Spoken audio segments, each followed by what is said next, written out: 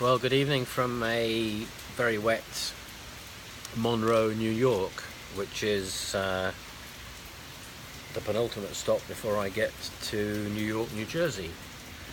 Tomorrow is my last day riding. Today I was riding through the rest of Pennsylvania, a little bit of New Jersey, back into New York, crossing the Delaware River and so forth. It kept dry for most of the day, but in the last hour of the ride, the heavens opened and I got wet, wet, and everything got wet. But as I keep saying, it's warm rain at least. So I'm here in a motel run by more Indians. They really do have a grip on the motel business here. It's not a great motel.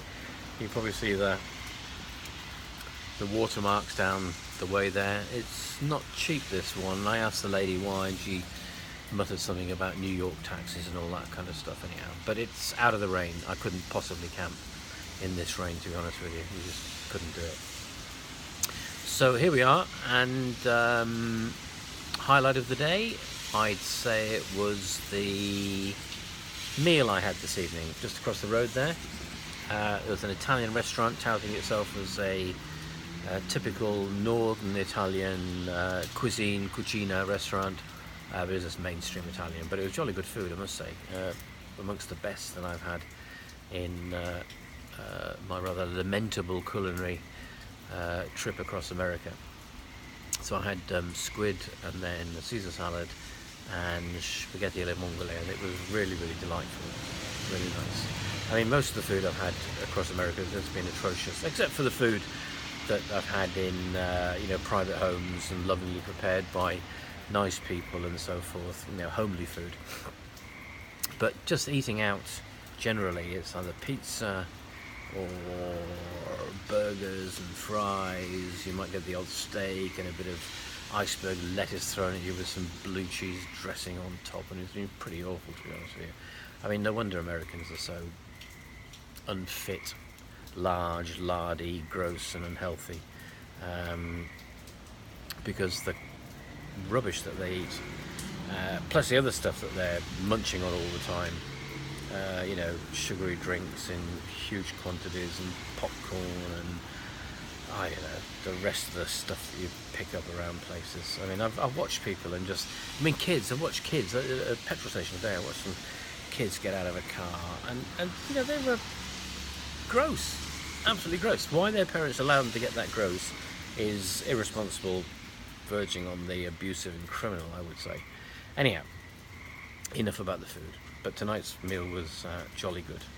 Hopefully something will be good tomorrow. I think I'll get myself organised tomorrow evening and through Friday, and then late Friday afternoon get a taxi to the airport and get myself on the Friday night flight to Gatwick, where I think I arrive sort of 11 o'clock midday-ish on Saturday, and then work my way home.